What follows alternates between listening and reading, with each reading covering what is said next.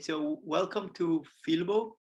Um, Today we're going to speak about with Professor Marcus de Sotoy. He's a professor of mathematics and also a professor for the public understanding of science at the University of Oxford. He's a very distinguished mathematician, and he has written extensively about science and mathematics for a general audience. He has written books such as The Music of the Primes, which is about the distribution of prime numbers, a book on symmetry, a book which is The Great Unknown, about the frontiers of science, topics such as quantum mechanics, general relativity, the infinity, consciousness. And his most recent book is about artificial intelligence. It is called The Creativity Code, and it is about the possibility of making creativity automatic. So it is wonderful to be able to talk to you. Thank you very much for accepting the invitation. It's great to be with you in this kind of virtual way. Just to reassure you, I'm not a piece of artificial intelligence, an avatar that I created during all of this pandemic lockdown, but it's the real me. But maybe you'll have to test that out. Okay. I think we'll try to test that.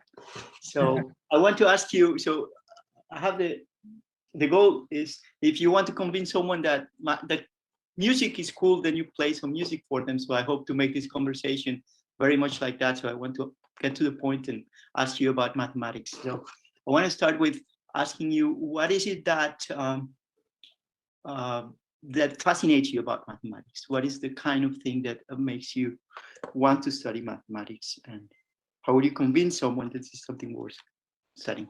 Yes, well, I mean, you're so right. You do have to do some convincing quite often, because the reaction most people have when you say you're a mathematician, and I'm sure, Camilo, you have this as well, is a kind of sense of fear and just an inability to understand what it is we do as mathematicians. But I was very lucky to have a teacher when I was about 12 or 13 who took me aside at the end of one lesson, and he said, I think you should read some books about what mathematics is really about, because it isn't about what we're doing in the classroom, the long division, the percentages, sines and cosines. It's something so much more beautiful and exciting and deep. And in a way, your music analogy is perfect, because, of course, we can play a piece of music to a student and they won't be able to play it, may not be able to understand how it was composed, but they react to it. And I think our mathematical education is rather similar to trying to teach a musical instrument, where for years and years, all the student is allowed to do is to play scales and arpeggios, and it's just very boring, the very technical side of the instrument. So I suppose what my teacher did for me at that very young age, by recommending some books that told something about the music, the stories behind our subject, I think I was very lucky, because he sort of gave me a key to this secret garden that I've been playing in ever since. So for me, that is the key to getting people excited about mathematics, is to try and tell some of these stories, big stories, for example, about the ideas of infinity or prime numbers or high dimensional geometry. I think they're ideas that, yeah, they're difficult, but they're not so difficult that you can't give people a feel for what's exciting about these and why I want to spend my life playing around with these shapes, these numbers. So I think that's really what I've been trying to do with all the books that you mentioned, is to tell some of these stories, to write the books that I hope a new teacher will give to their students, to say, look, read this book and you'll find out that mathematics isn't just about arithmetic. It's something so much more. It's about the language of our universe. It's about the way things work. And if you can learn this language, then the universe is your oyster. Oh, exactly. Yeah. Can I ask you what these books were in your case that your teacher recommended? Well, interestingly, at the time I was my dream had been to become a spy, and I was trying to learn lots of languages in order to be able to, you know, talk to my Russian agents. And I was finding these languages very frustrating because they were full of kind of strange, exceptional verbs. We had to remember the vocabulary. And then one of the books that my teacher recommended was a book called The Language of Mathematics. It isn't a very famous book. It's written by a professor at the University of Hull in the north of England. It's out of print now. But for me, that was so exciting to understand for the first time that mathematics is its own language. It's nature's language. And what's especially appealed to me was the fact that this language made complete logical sense. I mean, there were surprises, twists and turns, and that's what makes it an exciting story to read about. But for me, I think it satisfied the sense of logic that I was after, that was missing in these kind of in Russian and Spanish and French. So that was one of the books. And the other book was a book that people may have heard of, a little bit more famous. It's called A Mathematician's Apology by G.H. Hardy. I see, Camila, that you're familiar with this book, and it is a kind of iconic book for mathematicians because it describes what it's like to be a mathematician. And I think that was intriguing to me. So it's got a little bit of mathematics in it, but it's more about the spirit of what a mathematician does. And it really tapped into this idea that a mathematician is a creative person. It's not just a machine. And I think this is interesting when we come to talk about the creativity code, this book about artificial intelligence, whether it could do maths. And you think, well, surely that's easy for it because it's just kind of a machine thing. But no, I think the point is that mathematics, and this is what I learned from A Mathematician's Apology, it's really a truly creative subject. And he compares it to being a painter or a poet, that we are, that we're all interested in patterns, and we are, you know, our materials are ideas rather than paint or words or music. So that was a very significant book for me in sort of exciting me about this idea of a job, which I'd never heard of before, being a mathematician.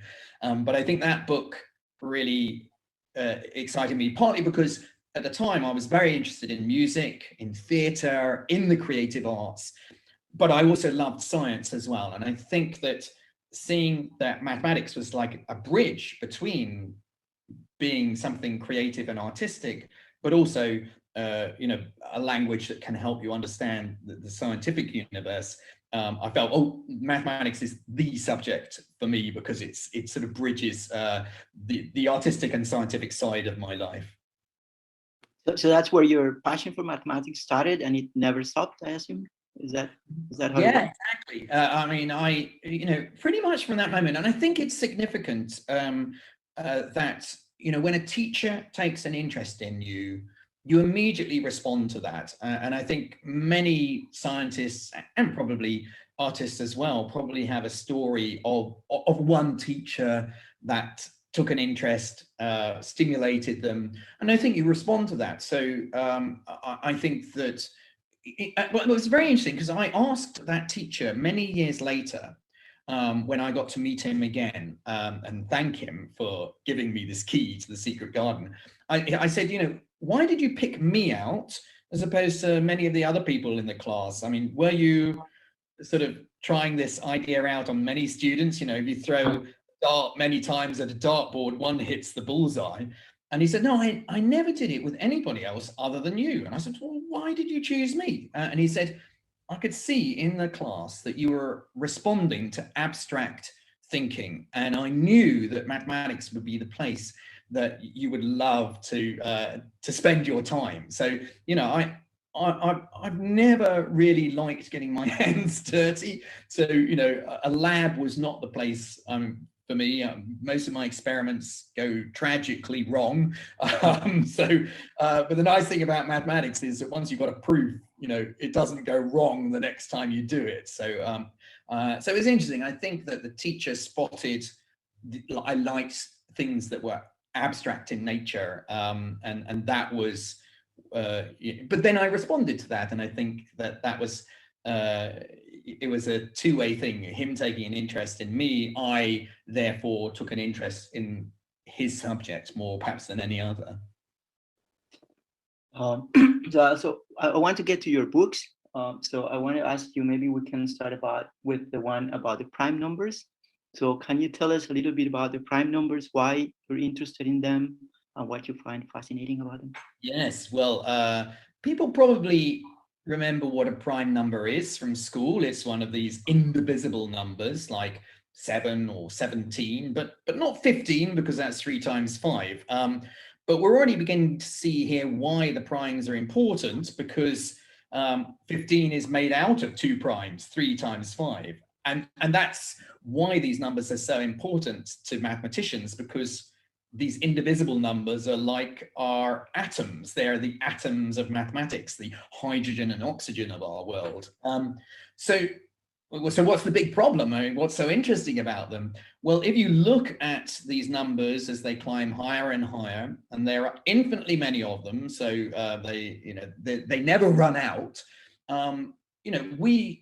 I sometimes like to define a mathematician as a pattern searcher. So what's the pattern behind these numbers? And this is the big mystery, that doesn't seem to be a pattern in these numbers. They seem to be very random in nature. And so although we discovered the primes over 2,000 years ago, we still don't really understand them. And so I wanted to write a book which started from this very simple beginning, but then took you to kind of the limits of knowledge. And I wanted to illustrate that mathematics is not a finished subject. I think many people don't realize that there are many unsolved problems still in mathematics, and I would rank this one as probably our greatest unsolved problem, because it's about something so fundamental, yet we don't understand these numbers. I started writing this book actually shortly after the proof of Fermat's last theorem was announced, proved by my colleague in Oxford, Andrew Wiles. And I think people felt like, oh, well, maths is finished. The last theorem has been proved. That's it. So I was really keen to put back into the public imagination another great unsolved problem that illustrated that the mathematics really isn't finished. There are still many things, even basic things like our prime numbers, that we don't understand. That's great. Yeah. I wanted to ask you, I don't really know the numbers about this, but I have the impression that the amount of physics books that are written for a general audience is way bigger than the amount of mathematics books that's written. I wanted to ask you if you think this is something fundamental about physics, that just people care more about physics than math, or is it just a choice that mathematicians make?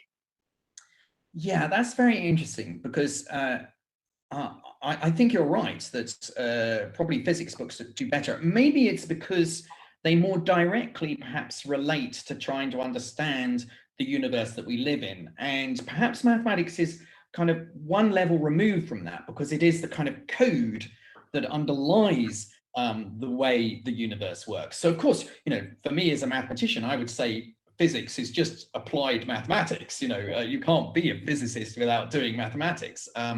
But I think it's perhaps that the abstract nature that we talked about earlier of mathematics, which makes it slightly harder to show people a prime number in the way that you can show somebody a picture of the Large Hadron Collider. I mean, actually, you can't show somebody a quark, or even really a black hole. But I think physicists have been very good at giving people the impression that they're seeing these things, but actually both of these things are a piece of mathematics. One's a singularity and the other's an interesting piece of symmetry.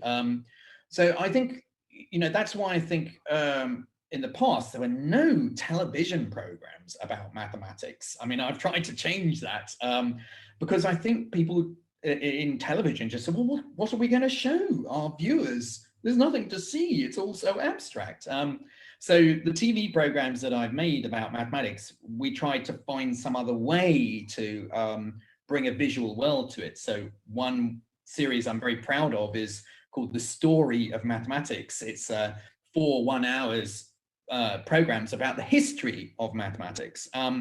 And essentially, we did a sort of maths tourism around the world and told mathematical stories in the places that they were created. So we went to India to talk about the creation of the number 0. We went to China to talk about the developments in kind of ideas of algebra very early on there. Russia to talk about the bridges of Königsberg and topology, your own subject. And that was quite helpful because it gave people an idea of a journey which they could see, and it was physical, yet also it was an intellectual journey through history, but through mathematical ideas as well. So I think that's why, you know, physics, chemistry, biology, you know, can show wonderful animals. Chemistry can blow things up in a lab. Physics, you can talk about cosmology in the night sky, and mathematics, we just have to work so much harder. Yet, of course, I think that sits at the base of all of these subjects. So by understanding mathematics and bringing people into this wonderful world, you're giving them access to tools which help them to understand all of these other wonderful subjects. I agree completely. I want to ask you, I have the impression that there are at least two independent reasons why one would want people to understand physics and mathematics. One is just that it's a subject that brings you joy, just like music or football or food. But even if mathematics was horrible and nobody liked it, society would want people to study it because then you can produce, right? So it's different reasons. So which of these two reasons is what motivates you to be professor for the public understanding of mathematics? Well, very interesting. So, I mean, my own motivation really comes from the beauty of the subject, the aesthetics of it, and that guides my choices in the mathematics that I create. I want to tell a story which has surprising twists and turns, connects two areas of the mathematical world that don't seem to have anything to do with each other. So I'm really looking to tell the most exciting mathematical story with my characters, numbers, geometries, symmetries. And so I personally kind of took a step away from mathematics that might be more useful, but is rather messy. And but the exciting thing is that even this very seemingly abstract mathematics can often have very unusual real-world applications. And so in my books, I very often will pander to those who say, well, what's it useful for?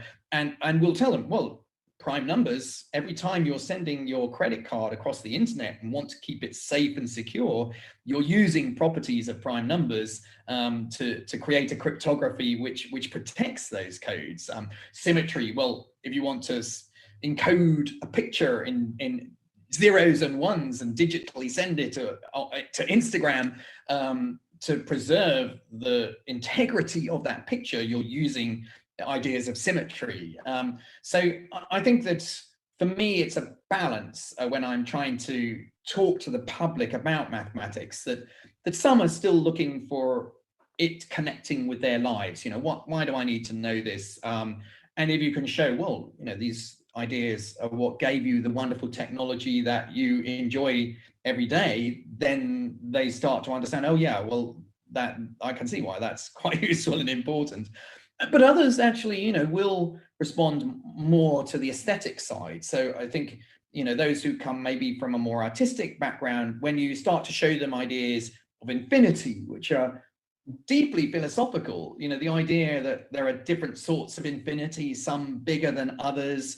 I think people get very excited about the kind of philosophical implications of those ideas. So I think everyone's different, and the art of my job and of writing my books in a way is to try and find the different ways people can enter this kind of magical garden of mathematics. You know, that there are different doors, and we just have to find the key that opens the door for the particular person. Sometimes it's a useful application, sometimes it's a philosophical idea, sometimes it's just the beauty of a kind of structure that they've never seen before.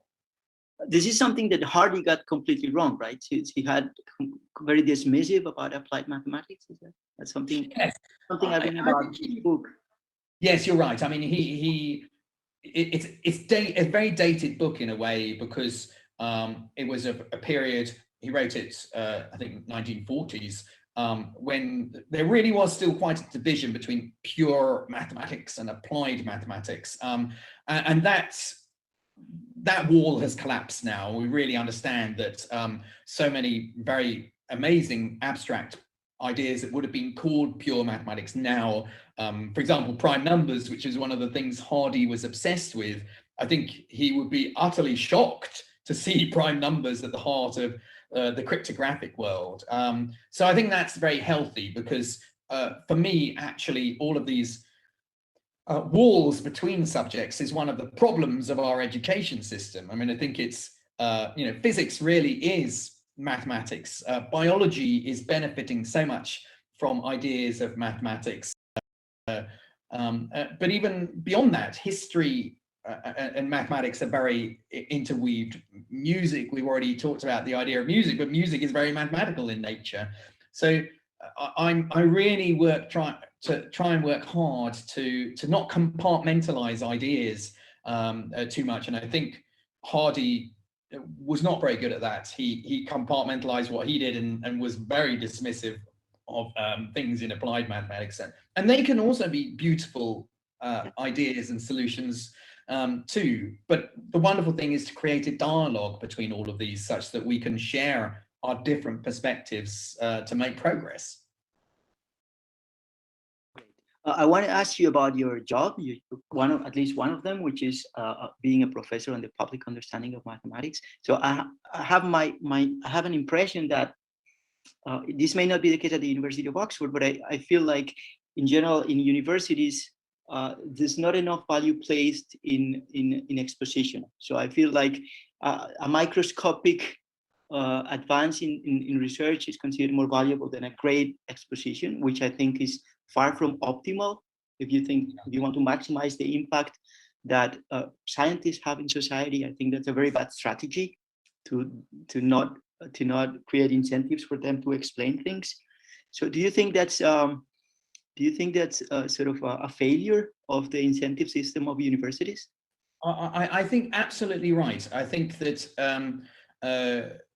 and partly we go back to a mathematician's apology again. I mean, Hardy starts the whole book denigrating anybody who is thinking of popularizing the subject. It starts, "It is a melancholy experience for a professional mathematician to find himself writing about mathematics. The job of a mathematician is to prove theorems, not to talk about them." So he sort of fueled this idea of this is a second-rate activity.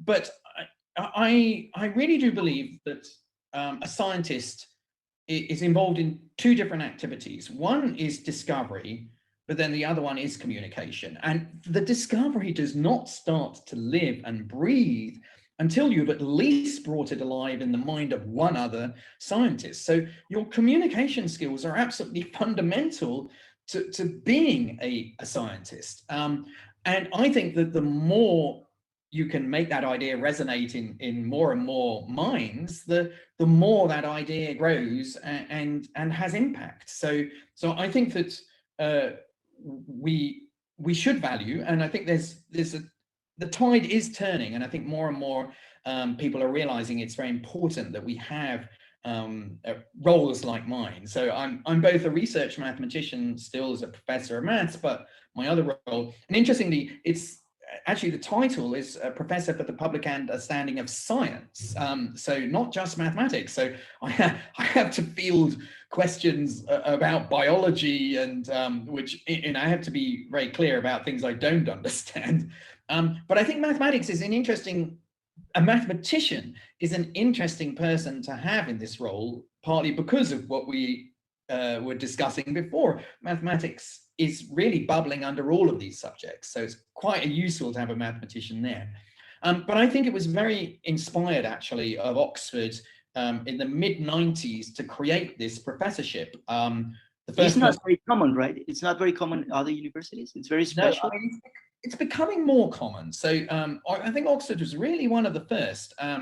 And Richard Dawkins was the first person to hold this chair, and I took over from him in 2008. So I'm only the second holder of this chair. But I think it was very inspired. And I think more and more we need this kind of position. And I sometimes describe the role as being like an ambassador for the world of science. And so, just as we need ambassadors to help us understand other countries, other continents, to help us create a dialogue, my feeling is we now live in such a scientific age that science is almost its own continent.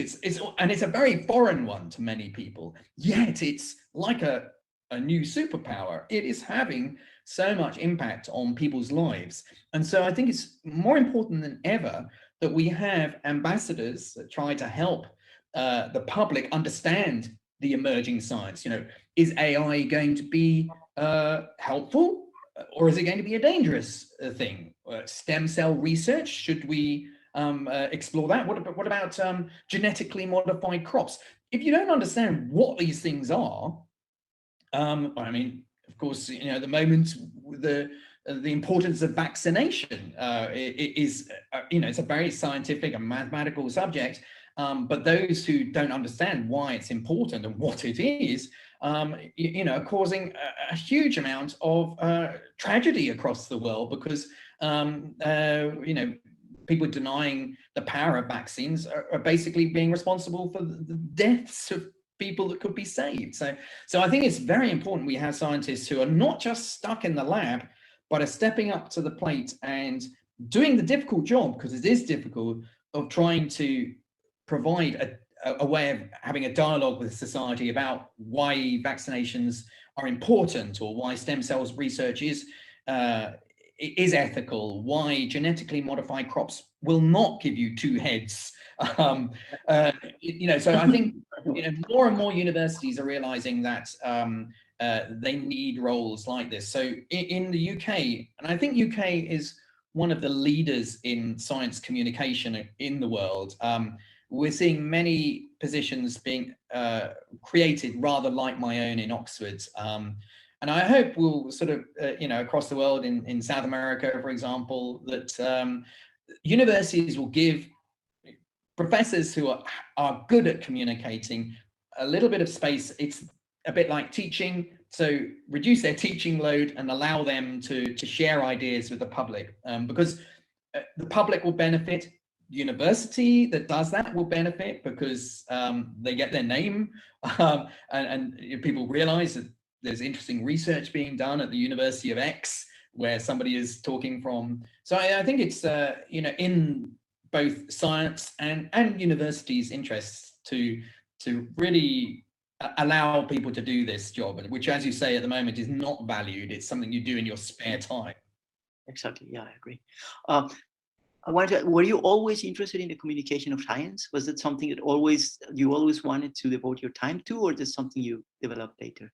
I think it kind of emerged later, and I felt it was sort of something I wanted to do, because I wanted to pay back all of those mathematicians in the past who had helped me to fall in love with the subject. So, my teacher recommended these books, and those books were amazing. They opened my eyes to the beauty of math. So I felt, well, I wanted to do something to the books I am writing, I hope will help the next generation to fall in love with the subject. I had an interesting a role model as well, which was somebody called Christopher Zeeman.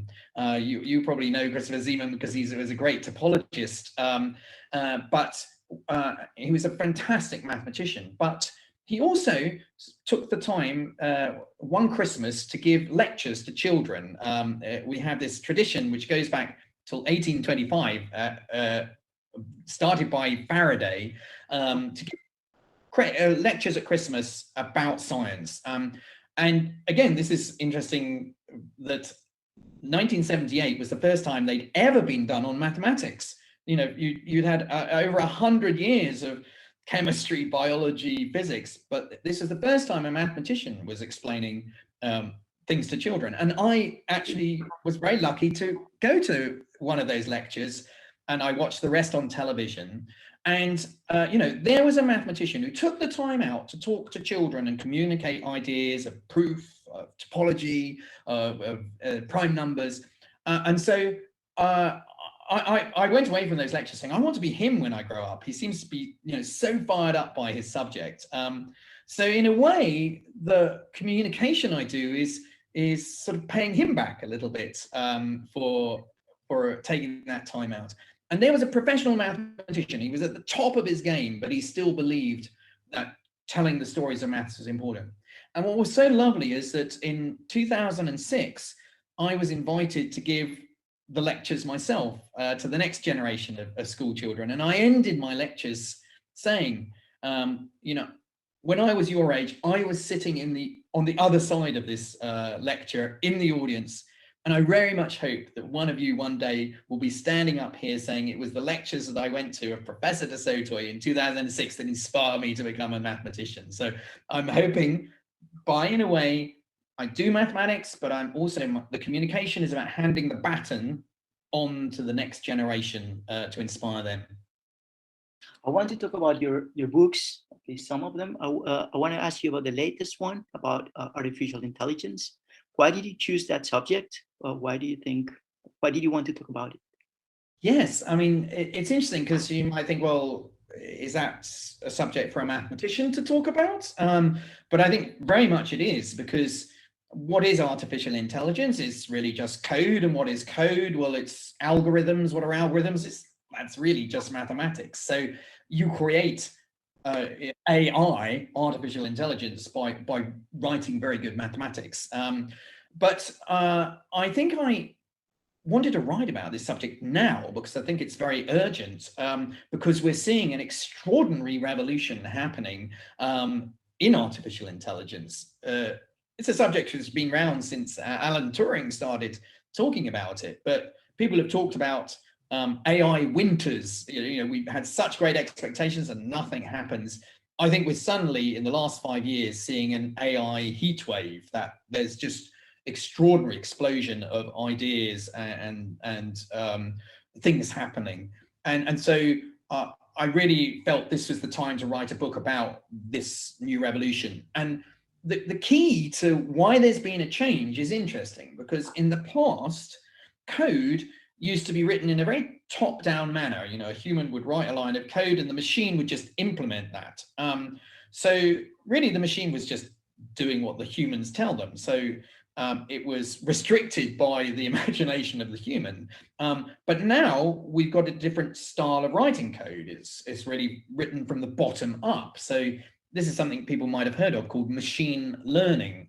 So this is where code is allowed to interact with data, and by making mistakes, getting things wrong, a kind of meta code corrects the base code in some way in order to be able to get the challenge right the next time round. So one of the great challenges for artificial intelligence had always been vision recognition, that humans were very good at looking at a picture and immediately saying, well, that's a cat and that's a dog. This was incredibly difficult for code written in a top-down manner. We didn't seem to be able to write the if-then instructions to be able to distinguish these two. But by letting a piece of code be exposed to many different images and being told that's a cat, that's a dog, it builds up a bank of questions that it can then take to an image that it's now got to classify on its own. And that learning process has been extraordinarily powerful. So we're starting to see very rich code emerging from this learning process, combined with the extraordinary amount of digital data we have. And this is really the revolution that's happened, that we're getting code that is starting to disconnect itself from the original coder. So actually, we're beginning to get code that we don't really understand quite how it's making its decisions, which of course, this is one of the reasons why this is important for society to understand, because many of these codes are having, many of these artificial intelligence is having a big impact on our lives, and it's maybe deciding who gets a job, who gets a mortgage, who goes to prison. And if we don't understand how it's making those decisions from its learning process, then we're losing control. So the book is quite political in a way, but it also is asking, well, how far can AI go? And this is why I chose creativity. It's called the Creativity Code. I chose creativity as kind of the ultimate challenge, I think, for artificial intelligence, because we believe that our creativity is something uniquely human. You know, the Mozart's Requiem or Shakespeare's Midsummer Night's Dream. These are things that only could come from somebody with an emotional inner world, conscious world. So I think I was very interested to see, you know, could AI actually produce something that we would have to regard as the creativity of the code, not the original coder. And I did see a moment which really sparked this book, and it was in the context of a game. So, you know, you've got to start somewhere, but this was perhaps a story people remember. It was a piece of code that was written to play this complex game called the Game of Go, ancient Chinese game, very popular in Korea. And traditionally, this had been a game very hard to write code to play, partly because a human was unable to articulate really why they make certain moves. It relies on very much pattern recognition. The game is played on a 19 by 19 grid, and you just put black and white stones down on this grid, and you try and use your stones to surround more of the territory of your opponent than their surrounding of yours. It's a very simple idea, but very complex to play. And it seems like the human is using a lot of visual pattern recognition to be able to play the game. And that was traditionally something quite hard to write code to play. But through this machine learning process, where it was playing many games and sort of learning just as we humans kind of learn, it was able to play at an incredibly high level and beat the world's best at this game, a guy called Lee Sedol. Now, that isn't so surprising because, you know, we see machines to beat humans at games like chess and things. What was so exciting was seeing an extraordinary move that we now has been crystallized as move 37, game 2 of this match. This was a moment when the algorithm suggested a move that everyone thought was terrible. I mean, it's generally regarded as a really weak move. It played far too into the center of the board, and people said, oh, well, human will be able to win the game from now. It's a very bad move. Yet it was able to exploit that move early on in the game to actually win the game later on, because the stone was sitting there and helped it, sorry, I've already anthropomorphized the code, helped it to control this whole area. So it's actually taught humans to play this game in a new way. This is a move that your Go master would slap your wrists if you played it.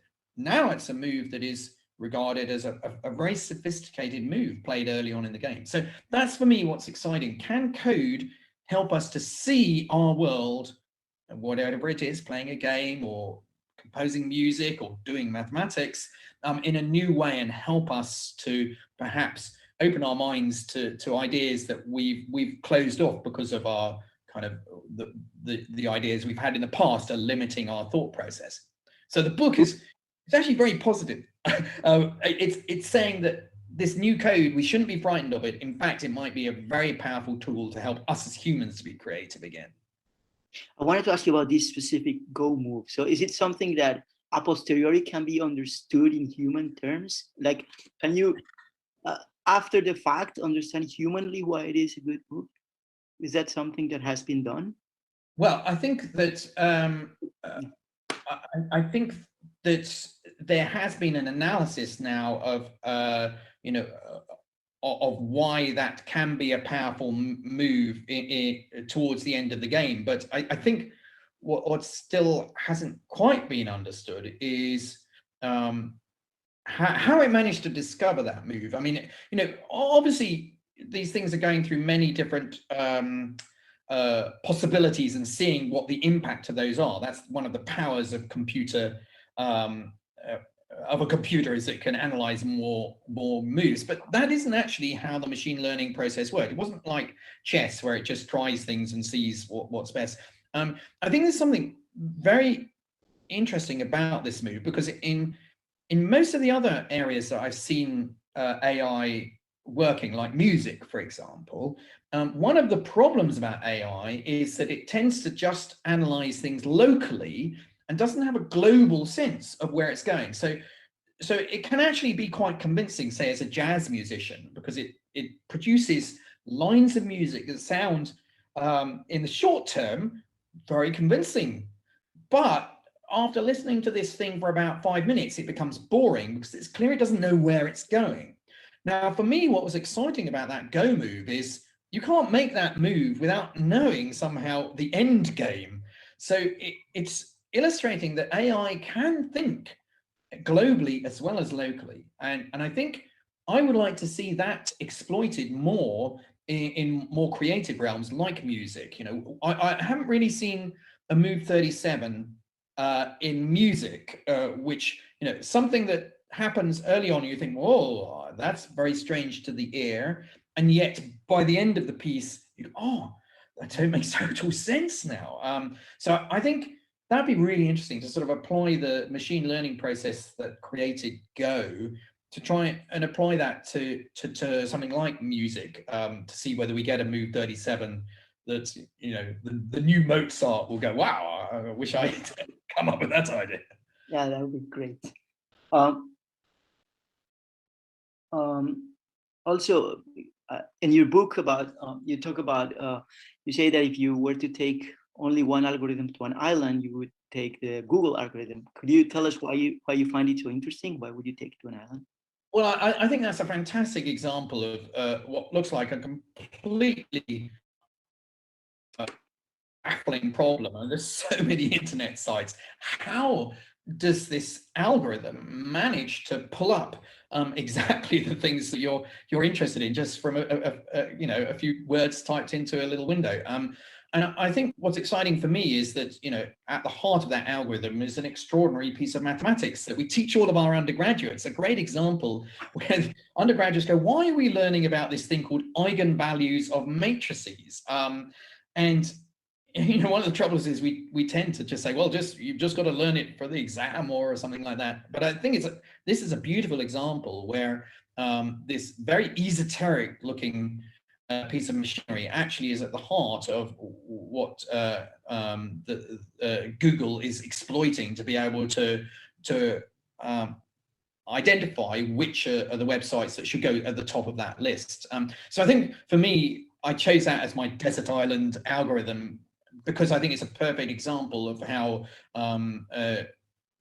what might at first sight look very like blue skies mathematical research suddenly is absolutely what you need to navigate this extraordinary web of sites connected together that's, you know, if you try to navigate it by hand or in a human way, be absolutely impossible. So I think that's why I chose that. It's really a great illustration of a beautiful bit of mathematics.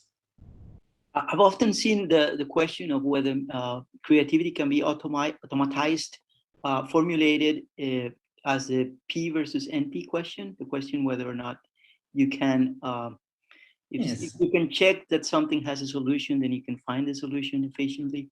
I wanted to ask you to explain what this question is about and whether you think this is a good way to formalize this question. Yeah, that's very interesting. So this actually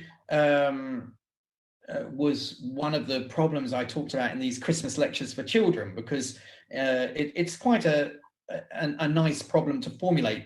I mean, it sounds very technical, P versus NP, but there's an interesting example of it, which is called the traveling salesman problem, where you have a map and lots of cities you have to visit, lengths of roads between each of the cities. There are many different ways you can go through this network, and you have to try and find the shortest way to visit all of the cities once and once only.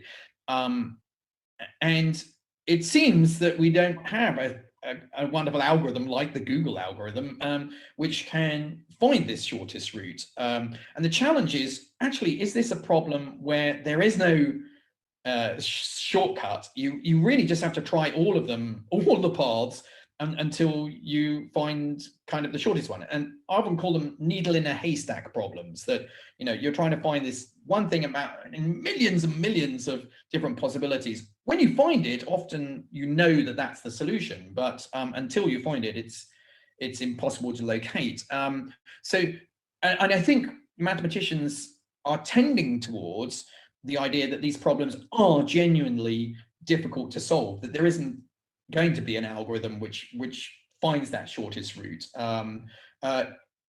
If there was such an algorithm, it would have an extraordinary effect on a lot of problems that are very similar in nature.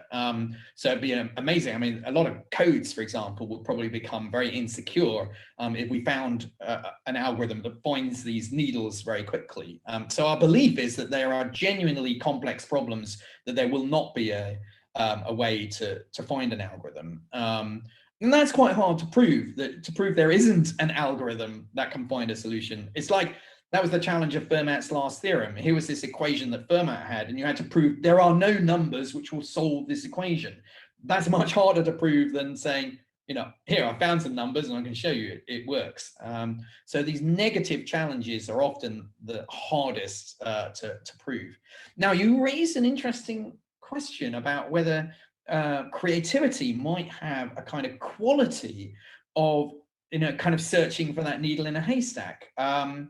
And I'm not sure that I would, I'm not sure that I would say that that is a similar sort of problem. I think that the challenge of creativity, in a way, is that often we're stuck inside a system, and to be creative, we often need to break out of the system. I mean, sometimes it's interesting. In the book, I talk about 3 different sorts of creativity. The first one, and this is actually a theory that's due to a cognitive scientist, Margaret Bowden, that I met and talked to, and I thought it was very powerful. The first sort of creativity is exploratory creativity. So this is kind of pushing the rules of the game to the absolute limit. Someone like Bach, for example, you know, took the Baroque and really pushed it to the absolute extremes. And I think computers are probably quite good at doing that. The second sort of creativity is combinational creativity. I think this is something probably you and I do in our mathematics. So we take ideas from one area of mathematics. You know, I might talk to you as a topologist, and I will use the way you think perhaps to look at prime numbers in a new way. Or, you know, I think, for example, fusion cooking is a good example, where you take the ingredients from one country but the style of cooking from another, and then create a new style of cooking. But it's the third category that I think is really challenging for an AI, which is transformational creativity. And this is where something seems to appear from nothing. And this is, I think, the exciting moments. And I wouldn't say it's a needle in a haystack. I think the needle is a bit more like perhaps pushing the creativity to its extreme. I think this is almost like stepping away and realizing I don't need to look at a haystack. I need to look at something completely different. I need to look at the night sky and stars. What's your example of that? What's the archetypical example for you of that kind of creativity? Yes, very interesting. I would say something like Picasso is a good example, where suddenly, you know, Cubism just totally broke what was happening in art at the time. But I think it's really interesting because you have to remember Picasso trained on all of the art of the past. He was a great master of recreating style, and then he broke it. And I think this is important because we can learn from that. It seems like, you know, where did these ideas come from? I'd say another one is Joyce and Ulysses. Modernism in literature was a big break. Schoenberg in music. Suddenly Schoenberg saying, we don't have to stick to major and minor scales. We can consider things without any tonal quality to them at all. And you find other structures. So I think these are moments, but you have to recognize each of those great artists that broke the mold, they learned from the art of the past and then broke that style. Now, I think this is how AI will achieve it. It will learn from the art of the past, and then it will realize I need to break something and see whether anything new appears from that. In mathematics, I would choose, for example, something like the creation of the square root of -1. You know, for years, mathematicians were saying, well, there isn't a number which when you square equals -1. What are you talking about? And then, you know, mathematicians had the kind of courage to imagine a number, and they broke the system. You know, that seems like, so how would an AI do that? Because isn't it being told how mathematics works? And when you square numbers, they're always positive. Now, how is it going to come up with that idea? You know, so I think that is the real challenge for AI. How can it make these transformational moments of creative, you know, exciting moments? And I think that's really interesting challenge for AI as we go forward. Not just doing things we've seen before in a new way, but generally doing something we've never seen before. Would general relativity be another example? Well, that's very interesting, because my feeling is that general relativity sort of emerged out of, in a very natural way, out of what was happening. You know, the experiments were being done. We saw that, yeah, I mean, you see, Einstein, I think his ability to make great breakthroughs was, you know, his thought experiments. And so, you know, maybe that's right, that to suddenly connect the idea of the geometry of space being responsible for gravity, you know, that is a very inspired moment. And maybe that's more a good example of combinational creativity, that, you know, you're taking the mathematics of geometry and realizing that that's the language you need to talk about gravity. That was an amazing moment, and as soon as you do it, you realize, oh gosh, yes, everything. That's amazing, and you can make predictions. Light should bend around the sun, and that's what Eddington did, and showed. Well, gosh, yes, it's doing exactly what the geometry would say it should do. So when I was reading about your exposition of a Google algorithm, you explained that the general principle is one of democracy, where you treat all the participants and try to sort of get the information from the consensus. And democracy is, of course, an example of symmetry, right? So it's just you treat everybody equally, and that's what comes out. And that's something that strikes me about the subjects of your books, that all these wonderful stories, they tend to intersect with one another. And there's something like, it's like there's not enough room for good ideas, and they need to touch them, like among them. Do you have an explanation for why this happens? Why?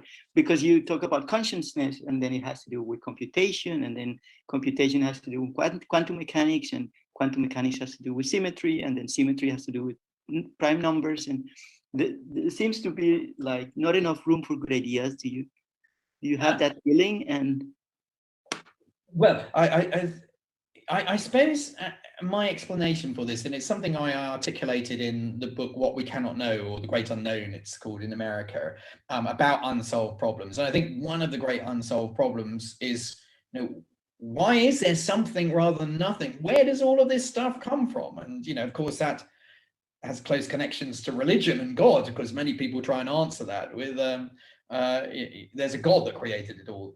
And my feeling is that, you know, the reason we're seeing so many ideas overlapping, as you explained, you know, consciousness, it seems to have nothing to do with maths, but then when you start to look, it's about networks of synapses and neurons, and then it seems to be a quality of that network that might produce a sort of feedback loop, and you have a brain which can think about itself. My theory is that the universe that we have around us is actually just a physicalized piece of mathematics, and that mathematics is, in some ways, if you're looking for a creator, you need something which doesn't itself need creation, else you just get an infinite regress. You know, it's how my kids sort of say, well, if there's a God, who created God? So you need something which is outside of time, and I think that's what's so amazing about mathematics. It is a subject which I believe didn't need a moment of creation. It is a subject which is outside of time, and therefore I think is a good candidate for being responsible for everything we see around us. So I think that the answer to this is that we are a physicalized piece of mathematics, and that's really why we're seeing mathematics sort of bubbling underneath everything. So, you know, it's extraordinary. Every time we try and understand, you know, what matter is made out of, we've reduced it down to these quarks and electrons, and we realize it's really just a piece of mathematics that is at the heart of that. And when we look at the very big, you know, as we illustrated, general relativity is about the geometry of space, and so again we suddenly see that the nature of space is determined by the mathematics of geometries. So that it is extraordinary that we see that everything, I believe, comes down to mathematics, and that's why perhaps there isn't room for any other ideas, because, you know, it's all maths in the end. Yeah, I agree. So sometimes I think that it would be very hard, and I wouldn't know how to begin to teach calculus to a dog. And I wonder if you think there is parts of mathematics that is in the same relationship to humans as calculus is to dogs.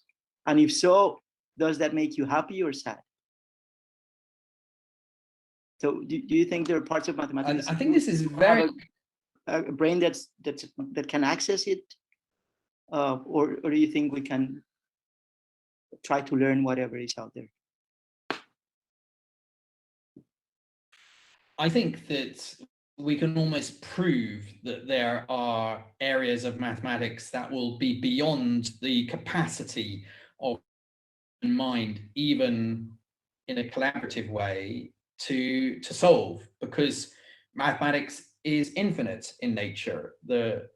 So it is inevitable that some of the proofs of the things that we would like to know will be so long that a human mind, and even maybe, you know, the computational power of the universe may not be big enough to be able to navigate the logical argument. So that's really fascinating. I suppose the worry is the thing that I'm working on at the moment, one of those, is the Riemann hypothesis, this unsolved problem about prime numbers that we started talking about. Is that so difficult to solve, because actually the logical argument you will have to come up with is so long that a human mind can't conceive it. And I mean, actually, G.H. Hardy himself, who was trying to solve this mystery, did worry at some point in his life that maybe this is a problem that is beyond the capacity of the human mind to piece together the logical argument. But what's so exciting for me is that time and again, we face an unsolved problem and we think, well, maybe this is ever, because and to that problem, we find a way to prove that challenge, which may have been open for 350 years, like Fermat, or 2000, like the prime numbers. So I think the exciting thing is that what's like a really difficult challenge, we come up with some clever ways to find some cuts to the solution. And actually, this is the subject of a new book that is just about to come out. It will come out in Spanish in probably a year's time. It's called Better Thinking: The Art of the Shortcut. And it's actually a complementary book to the AI book, because, you know, I wanted to actually illustrate that we humans are very good at coming up with clever ways of thinking, shortcuts, which mean we don't have to do the hard work of going through many different cases. Or so I think we humans, because we're a little bit lazy at heart, we like to avoid hard work, then actually we're quite good at coming up with ways to avoid work. And that's another reason I wanted to become a mathematician, because I realized, you know, if you want to become a musician, you have to do a lot of practice of your instrument. If you want to become a linguist, you need to practice your language a lot and learn. If you want to become a mathematician, you just have to come up with clever ways of thinking, and then, you know, you can solve a problem and then go off and enjoy the afternoon playing tennis or something. But coming up with those shortcuts can take a long time. So, you know, there's still a lot of work to do to come up with those clever ideas. When will the book come out? In Spanish or also in English? When will it be available? In English, it's available this August, so very, very soon, perhaps overlap with the book fair, and it's coming out in Spain. I think generally it takes a year later for the Spanish translation to happen. So it will appear. My publisher, Acantilado, a wonderful Spanish publisher, they published all my books. We're very excited by this new book. So it will definitely be there. Maybe I will be able to come to Bogota. Hopefully, yeah. To present the book. We can meet rather than this virtual way through Zoom. That will be exciting. So let's hope that we can to meet in person physically, and we can share some stories about the shortcuts of mathematics. That would be great. I hope it happens soon. I wanted to ask you also about what the kinds of mathematics that is taught in schools. So it seems to me like the curriculum that's standard, I don't know about England, but at least in Colombia, it seems to me like it's a rather arbitrary choice of mathematics that is taught in schools. And it seems like it's not updated sufficiently often. And it seems to me like the choice of mathematics that we teach children, it's really very disconnected from the kind of mathematics they're likely to need in their, for instance, the fact that trigonometry is more emphasized than probability seems to me like a clear mistake. Do you have an opinion on that? And yeah, what do you think are the subjects that will be more useful for people who are growing up now? Yes, I think you're absolutely right that, you know, a lot of mathematics, people say it's useful, and then you say, no, sine or cosine, or a quadratic equation. When do you need to solve a quadratic equation in your real life? So I think you're right that there's, if you want utility, then I think being able to navigate data, to understand risk, these are things that are absolutely going to be essential in modern life. But I think we shouldn't ignore the fact that, and I think, you know, you would never ask in perhaps an English lesson where, you know, why are we doing Shakespeare?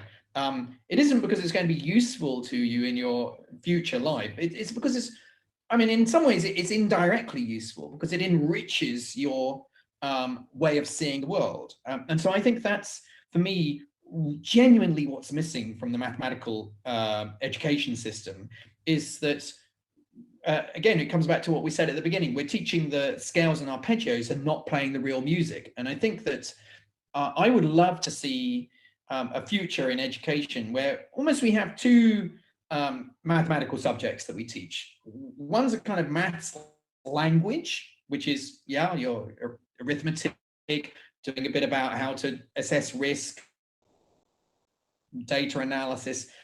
But the other one would be a maths literature. And maybe this is particularly good to propose at the book fair. You know, the book fair is mostly about telling stories. But I think, you know, that's what we're missing in mathematics. And I'd love to see that in the curriculum. So, and these, there would be no obvious utility to these ideas, but my feeling is that they would really help people to see the world in a different way. So you would have ideas of infinity, of topology, of group theory, the language of symmetry, of prime numbers, Fibonacci numbers. And my feeling is that this would actually help students, because it's much more inspiring and much more interesting, to actually learn the scales and arpeggios of our subject. And that's, after all, how music works.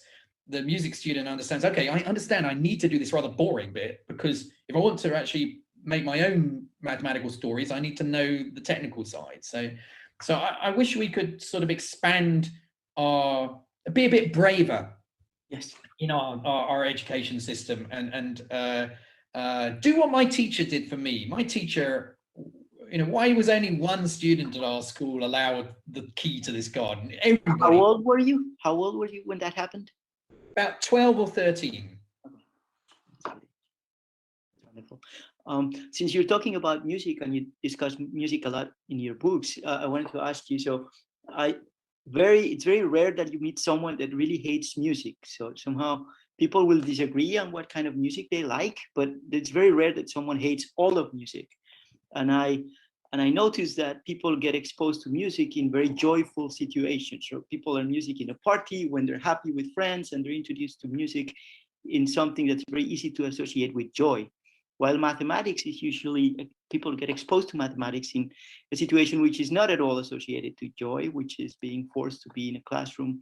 Do you think that this is influencing the way mathematics is perceived, or do you think that mathematics is just more boring than music? Well, I think that music has an advantage because we have ears, and the ears connect to our brains, and we get an emotional reaction without having to do much hard work when we listen to music. And I mean, that's not always true. You sometimes need to spend time with a piece of music before it really begins to work on you. And often the music, which is very easy to get to begin with, becomes boring very quickly. So the music itself, I think, often needs some work to really appreciate the really great music. But I think what we mathematicians lack are kind of mathematical ears. The humans don't have an easy way to access the mathematics in a way that a human has an easy way to access music. And so I suppose that's what I'm working very hard with my books, is to sort of try and give people mathematical ears so they can start to resonate with the ideas. And I think one thing's very important.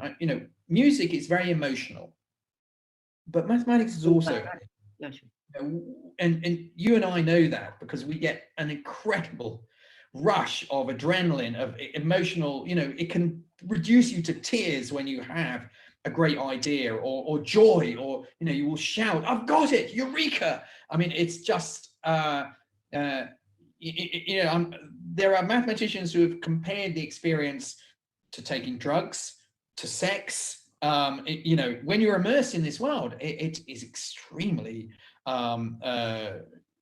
emotional. And the challenge is, well, how can you communicate that emotional world to somebody who hasn't immersed themselves in this world? I think we are a bit like Buddhist monks who, when we do mathematics, we sit at our desks and we meditate, and we forget the physical world around us, and we enter this extraordinary kind of world of the mind, and it's there that we can have these extraordinary experiences which give us that joy. But that's just as in the case of meditation, it takes practice and many years to reach a level where you can meditate and reach nirvana. So I think it's perhaps important to compare like with like. So maybe that's a better comparison. If you want to get enlightenment and reach nirvana, that doesn't come easily. And for me, that's actually a quality of mathematics that I think perhaps we are too scared to celebrate, which is that it is tough, it is difficult, but that's what makes it worthwhile. If it was easy, why would you bother doing it? So I think sometimes society wants things fast and furious and easy, but that's not satisfying. And the joy of the chase is sometimes important. And I think that mathematics has that in spades. So, we should celebrate sometimes the fact that things are challenging and difficult, but when you then eventually understand it or solve it, that's a great buzz. I wanted to, I have a daughter who's 2 years old, and I still don't know if she likes, or she will like mathematics or science, but it's your hope she will. And I would like to maximize the chances that it happens. Do you have any advice for people like me who have young children and are hoping that they will grow to love science and math? I'm maybe not the best person to ask, because I'm not sure I've been terribly successful. I think it's a case of my voice is, the cobbler's children always go barefoot. That I think sometimes you know, being a parent is a very difficult role to be an educator as well, because children like to react slightly against what their parents do, rightfully so. You know, that's so I think, but I think it is about finding the things they love and then showing them where the mathematics is. So, you know, your daughter will find something that she just loves doing. Maybe it's playing games. Well, there's loads of mathematics there. And maybe it's music. And then you can start to realize that, well, that's actually not so different from what I do. So again, I think it goes back to that idea of the secret garden of mathematics has many doors. And we just have to find with each of our children, who are all different. I have 3 children, they're all very different. Each of them responds to a different door to find the excitement of mathematics.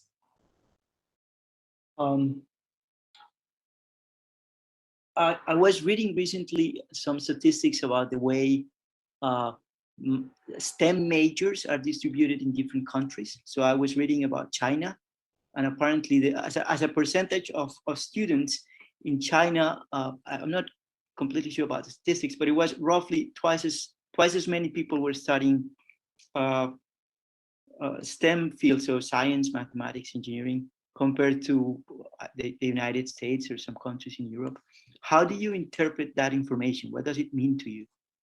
Yeah, I think this is something that I've seen quite often in my travels around the world, is that there are some countries that value science, and in particular mathematics, more than others. So, you know, we have a terrible problem in the UK, and I think this is you know, true perhaps in the Americas and in Europe, that it's almost a badge of honor to say you're bad at mathematics, whilst in somewhere like China or India, no student or adult would ever admit to something like that, because it is a subject which elicits a lot of respect. And I think that's the point. You know, again, we were talking about being parents.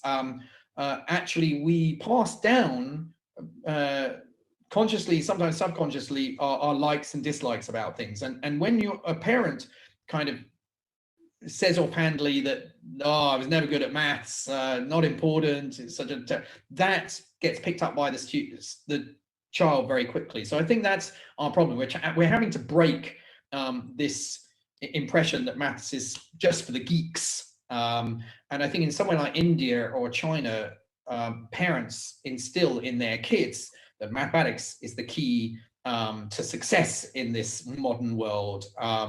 And the key to getting out of poverty, for example.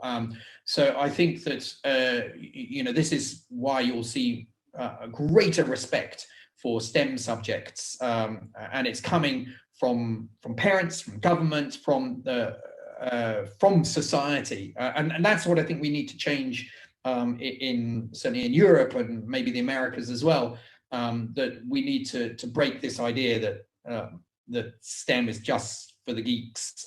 No, STEM is you know, it's about the way society is at the moment, and so you know, you're going to be out of the game if you're not kind of in the STEM kind of subjects, I think.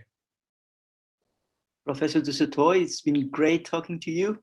Thank you very much for accepting our invitation, and I certainly look forward to having you in Colombia when it's possible, as soon as it's possible. Absolutely, I'm really looking forward to coming to Colombia and Bogota in person to talk about my new book next time. Thank you very much. It's been great, and hope to meet you here. Well, meet you in Colombia. I'm in Germany now. I will meet you there. All right. I am in Bonn, actually, which I've read in your books is one of your favorite places. So we agree on that. Yeah. So it's okay. So thank you very much. Pleasure.